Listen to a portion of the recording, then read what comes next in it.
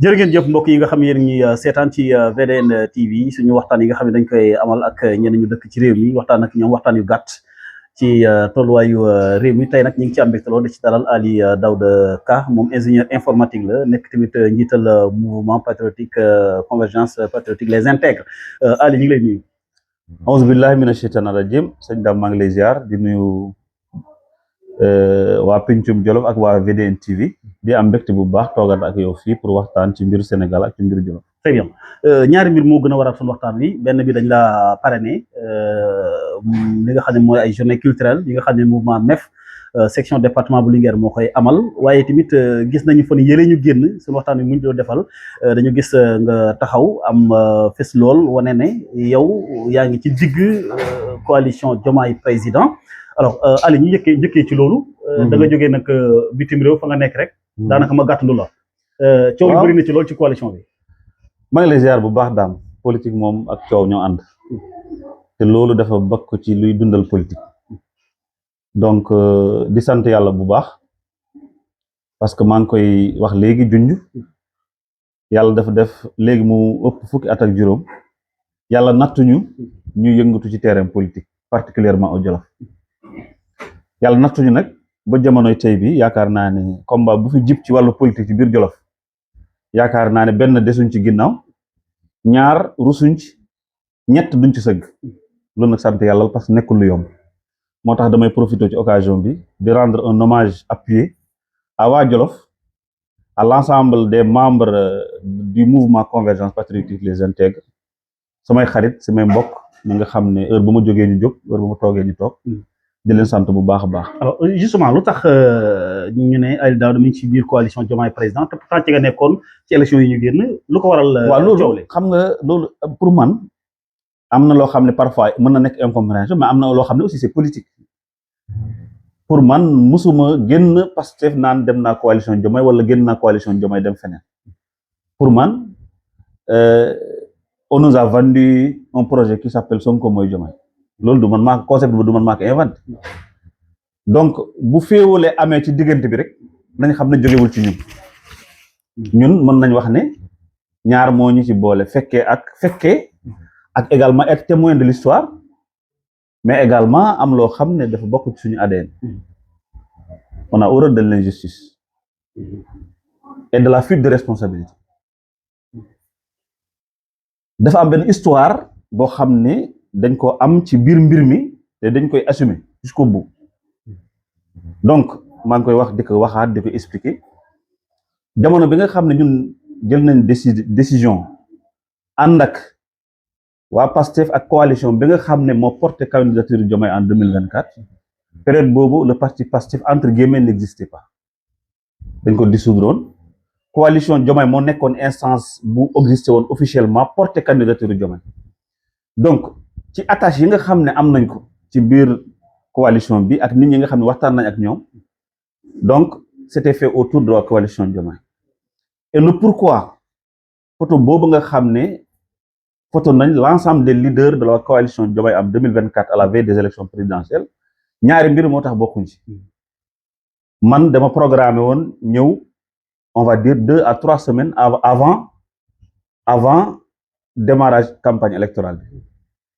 yàlla def à la dernière minute ma dégg ne am luñ modifié ci itinéraire Diomaye pour ñëwam Jolof ma changé sama billet fekk ci diggante bi man dama programme moon ñëw Dakar prendre les dispositions qu'il faut dem rencontrer la coalition signer la charte et cetera yàlla def bi ma ñëwee mu dajeek président Diomaye di ñëw Jolof donc mu chamboulé sama programme loolu lépp jotuma ko def mais sur le principe ñëpp xam nañ ko coalition Diomaye président lañ duggee ci biir mbir mi. mais dès lors que xam nga ne yow wax nga ko ne Diomaye mooy président. li ma bëgg dans ce cas pour fës ne da ngay jàppale Diomaye. danaa ñëwaat ci loolu. pour ñëwaat un peu ci ginnaaw. Jolof ils sont témoins que ñun depuis 2022 lañ jël entre guillemets suñu indépendance bopp créé suñu mouvement taxaw dëggal suñu bopp biir Jolof donc yenn wax yi ak yenn mbir yi ay wax yu yàqu la ak waxu politique. moo tax duñ ci nangoo tàddal suñu bopp. donc li indi débat bi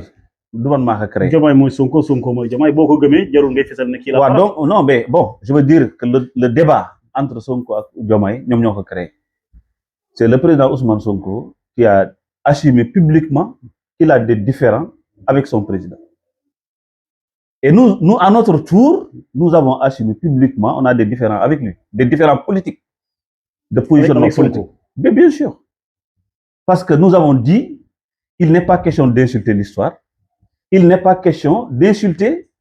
alliés yi nga xam ne dañoo jël seen alal, jël seen temps, def ko ci biir coalition pour le président Diomaye mu gagner. Mais aussi, bon, c'est un autre débat. Ce qui m'intéresse, moi, c'est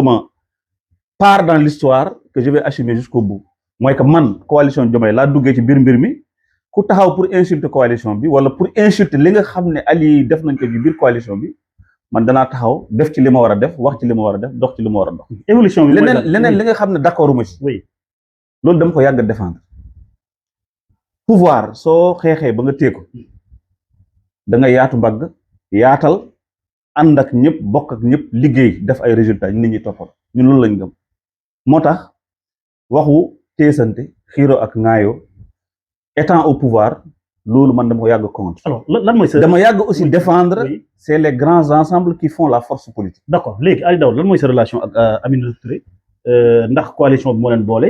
wala da nga ko xam bu yàgg parce que même bi coow li amee gis nañ photo boo xam ne yéen ñaar yéen a ànd. Non Aminata Touré madame Aminata Touré mën naa wax ne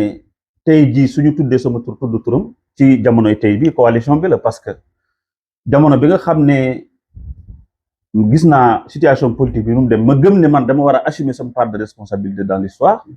yàlla def président de la République choisir ko comme coordonnatrice pour mu driver les travaux de restructuration de la coalition et tout naturellement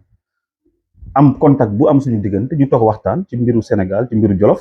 ma réitéré ko sama disponibilité man en tant que personne réitéré ko disponibilité sama mouvement pour accompagner le président Diomaye. Accompagnement boobu noonu nekkul taxawaayu xeex nit wala xeex Pastef wala xeex Ousmane Sonko loolu taxu ñoo jóg. Mais contact bi naka la demee yow yaa ko woo wala moom moo la woo par le biais du président. Bon loolu moom cadre privé la. li am solo ba am solo xam nga daam nag liberté dafa am solo ci àddina te daam ku ma xam man xam na ne man je suis un homme libre di assumer li may def. Mais est-ce que discuter nga ak le président Diomaye par exemple par rapport ak sa dugg ci biir coalition. président Diomaye mën naa wax ne dafa am benn accord humain boo am sama diggante ak moom loo xam ne nii ça s'est produit devant tout le monde loolu jaruma ci ñëwaat. yow Diomaye loolu c'est d'ordre autre chose dañ ko bàyyi. li muy nekk président wala avant muy nekk président li am solo ba am solo daam man Aliou Daouda Sylla ak sama mouvement maa jël décision nekk avocat président Diomaye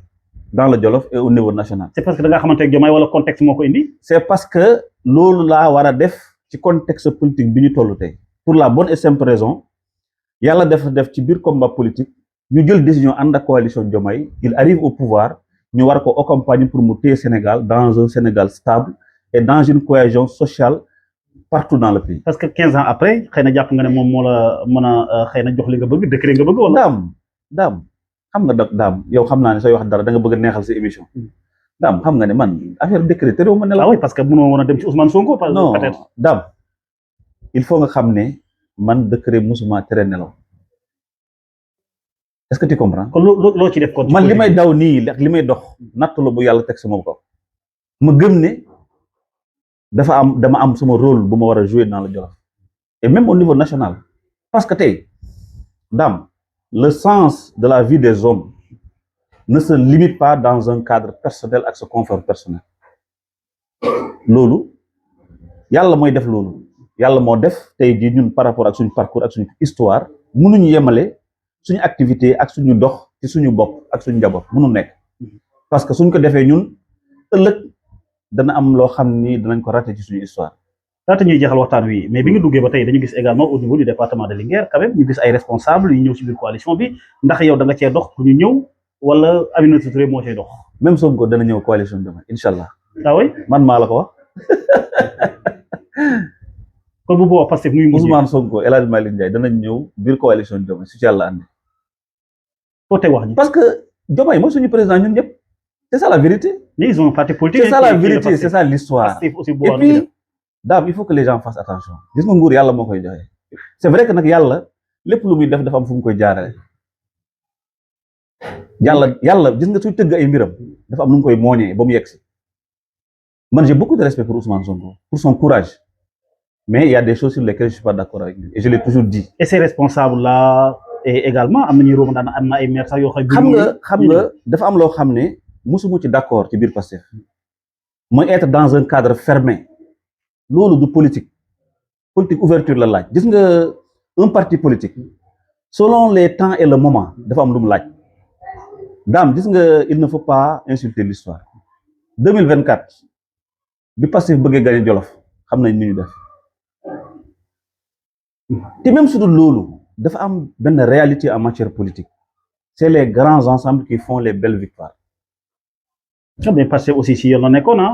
bërëg si waxtaan boo ci laaloon day dem boo ci laaloon day dem loolu moom dama leen koy nangul mais dama la bëgg wax juste que ne dem ba mbiri sotti ngeen bëgg akimo wala bëgg non man moom képp ko ma xam récupération politique xam nga man képp ko ma xam mosuma nekk ci affaire récupération politique parce que lépp lu ma jéem ci biir Pastef wala ci biir coalition Diomaye depuis avant présidentielle ba jonn tey bi li may def ànd ak samay mbokk ànd ak samay xarit ànd ak samay nit jóg def li ma mën ci sama doole fi mu yem après man je passe à autre chose j'ai toujours fait comme ça. responsable yi département Linguère yi rejoindre coalition bi nag noo gisee. en tout cas man appel lay lancé pour la paix au Sénégal pour la stabilité de notre pays que